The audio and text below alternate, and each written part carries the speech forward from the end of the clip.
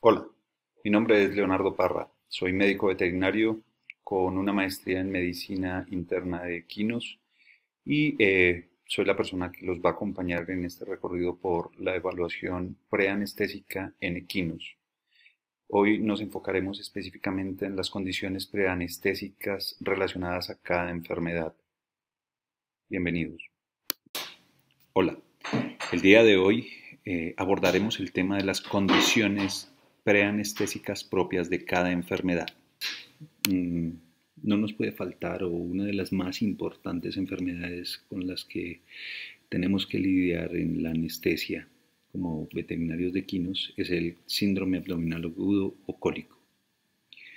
En los caballos con cólico, normalmente de obstrucciones estrangulantes o como consecuencia de obstrucciones estrangulantes, representan uno de los mayores riesgos anestésicos que se pueden encontrar en la práctica clínica diaria.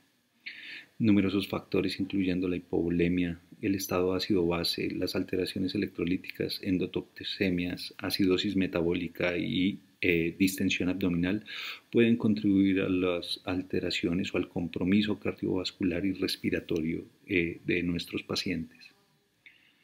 Por lo tanto, el alivio del dolor es una de las primeras consideraciones preoperatorias en la mayor parte de las circunstancias. Muchos de nuestros pacientes llegan con diferentes cantidades o múltiples dosis de antiinflamatorios no esteroidales. Al llegar con estos antiinflamatorios no esteroidales, siempre debemos pensar en la función renal.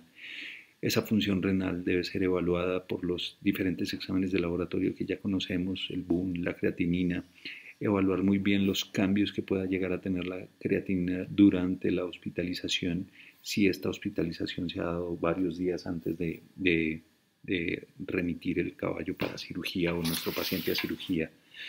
Por lo tanto, entonces debemos pensar como tal en esa función renal y debemos tenerla muy presente. Otra de las consideraciones analgésicas o para liberación del dolor, para el alivio del dolor en nuestros pacientes, está el uso de dosis repetidas de alfa-2 agonistas. Muchas veces desde antes de remitir el caballo, de referir el caballo desde la finca, ya se le han administrado diferentes dosis de alfa-2 agonistas tipo silacine, de tomidina.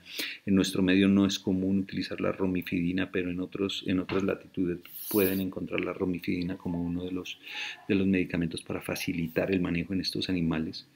Entonces debemos tener presente también los efectos secundarios que podrían llegar a presentar los animales que han sido sedados con estos medicamentos. Sabemos que en un inicio puede producir un aumento de la presión arterial, pero este va a ser seguido rápidamente por un estado de hipotensión, lo cual puede predisponer también a bloqueos auriculoventriculares de segundo grado, también a hilo paralítico. Entonces debemos sopesar los efectos benéficos y los efectos colaterales que pueden llegar a tener estos medicamentos. Otra de las consideraciones que debemos tener en cuenta en el manejo preanestésico de un caballo por síndrome abdominal agudo es la intubación nasogástrica. Este tubo siempre debemos ponerlo, siempre debemos pasar el tubo nasogástrico en nuestros caballos con síndrome abdominal agudo, debido a que pueden presentar reflujo gástrico, este ser broncoaspirado y tener un problema durante la anestesia o después de ella, una pleuroneumonía por aspiración.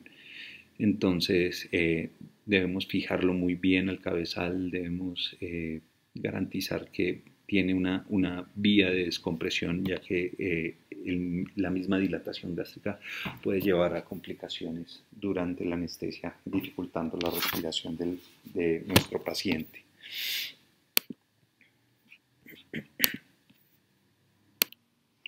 Otra de las cosas que debemos tener en cuenta cuando nos enfrentamos a un paciente con cólico, a un equino con cólico, es que debemos poner o ubicar un catéter de gran diámetro en la vena yugular para la administración de fluidoterapia o corregir los desórdenes hídricos y electrolíticos con los que venga nuestro paciente. Por eso, por lo menos en nuestro medio, utilizamos el catéter calibre 14 En muchas ocasiones o en algunos lugares, dependiendo del procedimiento que se quiera hacer, utilizan un catéter de mayor calibre, pero con el catéter calibre 14 es suficiente para poder reponer las pérdidas que presentan estos pacientes de forma rápida. Lo ideal es que sea un catéter de larga duración y también de una adecuada longitud para la vena yugular de nuestros pacientes. En nuestro medio muchas veces utilizamos catéter de corto tamaño, de corta longitud, y estos terminan generándonos más problemas que beneficios. Ya cuando hablamos específicamente de la reposición de fluidos, pues tenemos que pensar en cómo está esa frecuencia cardíaca, basar nuestra reposición tanto en la frecuencia cardíaca, el color de las membranas mucosas, el tiempo de llenado capilar, el hematocrito, las proteínas totales y la presión arterial. En cuanto a los valores de hematocrito y proteínas totales, pueden tener variaciones, eso va a depender de cada laboratorio, pero en caballos con cólico pueden estar variando del 45 al 60% si hablamos del hematocrito, y de las proteínas del 7 a 9 gramos por decilitro respectivamente. Eso en cuanto a deshidrataciones leves a severas. El déficit de volumen podría llegar a representar tanto desde el 4% hasta el 10% con deshidrataciones mayores o severas. Teniendo esto como precedente, pues estaríamos hablando de una reposición de fluidos de 45 litros de fluidos para un caballo de 450 kilos. Muchos de estos caballos que vienen con obstrucciones estrangulantes a nivel intestinal están acompañados de acidosis metabólica. Aunque muchas veces no podemos medir o frecuentemente no se puede medir gases sanguíneos, pero podríamos tener en cuenta que estas alteraciones son de presentación frecuente en los equinos.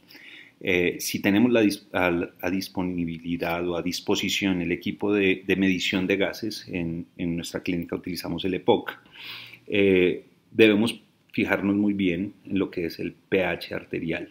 Este debería estar por encima de 7.2. Si tenemos un caballo con un pH de 7.2 o por debajo, debemos tener cuidado porque no está indicada la anestesia en estos caballos, ya que puede empeorar el cuadro. Esto va a terminar o va a culminar con una depresión en la contractilidad miocárdica, disminución en el metabolismo tisular y pues obviamente hacer que estos tejidos no respondan a las catecolaminas de soporte, ya sean endógenas o exógenas que lleguemos a utilizar. Por lo tanto, es importante saber si el paciente tiene una acidosis metabólica severa y el pH disminuido por debajo de 7.2, no deberíamos anestesiar a nuestro paciente hasta no tratar de tomar medidas para esto. El intestino grueso distendido puede producir timpanismo o distensión. Esto puede llevar también a compromisos en la circulación respiratoria o más bien en la frecuencia respiratoria, generarme un compromiso respiratorio y también un compromiso hemodinámico como resultado de la presión que puede hacer sobre el diafragma estas vísceras distendidas. Por lo tanto, es importante que lleguemos o que realicemos una descompresión prequirúrgica de estos pacientes para disminuir el riesgo. También tener en cuenta que en la inducción anestésica y si no se ha hecho una adecuada descompresión, algunos de estos pacientes podrían llegar a romperse. Es importante tener presente este tipo de procedimientos y las complicaciones que pueden presentar este tipo de procedimientos antes de el inicio de la anestesia. ¿Listo? Antibióticos profilácticos siempre debemos utilizarlos, sobre todo si hemos hecho una secocentesis o una descompresión de estas vísceras. Entonces están indicados los antibióticos profilácticos, una combinación de amplio espectro o antibióticos de amplio espectro para poder ingresar el paciente a cirugía y más también después del procedimiento quirúrgico, donde muchas veces realizamos enterotomías o enteroanastomosis. Hablando específicamente de otras condiciones, ya dejando a un lado el cólico, frecuentemente encontramos potros con uroperitoneo. Sabemos que el uroperitoneo puede ocurrir como consecuencia de una ruptura vesical o de la ruptura de un uréter. y genera unas alteraciones hídricas electrolíticas y bastante marcadas. Puede generar también compromiso respiratorio por esa pérdida de fluidos a terceros espacios, a la cavidad abdominal, y por tanto generar compromiso respiratorio por la presión sobre el diafragma. Este líquido, esta orina que se está filtrando a la cavidad peritoneal también puede pasar a la cavidad torácica y generar mayor compromiso respiratorio. Entonces, idealmente tratar de corregir estas alteraciones antes del procedimiento o de tratar de manejarlas antes de, porque muchas veces no las vamos a poder corregir antes del procedimiento. Por lo tanto, es importante el manejo de fluidos, medicamentos que disminuyan ese potasio, sabemos que puede generar una hipercalemia muy marcada, entonces medicamentos como la insulina, la dextrosa intravenosa, que nos ayudan a manejar las hipercalemias. Pacientes con alteraciones o con injurias ortopédicas, con lesiones ortopédicas, fracturas, debemos tener muy presente el manejo tanto del dolor como de la analgesia y la sedación para estos pacientes previo a cirugía. En algunos, si la fractura está inestable, el manejo de la analgesia podría estar contraindicado, ya que podría lesionarse mucho más. Por tanto, las sedaciones y la anestesia de estos pacientes debe ser controlada después de una adecuada inmovilización de nuestros pacientes. Algunas veces podríamos utilizar las cinchas o los elevadores, si conocen el elevador de Anderson, o los elevadores que utilizamos, los arnés que utilizamos para elevar pacientes, ya sean neurológicos o con fracturas, tanto preanestésico como posanestésico podríamos utilizar estos arneses para disminuir el trauma o las lesiones.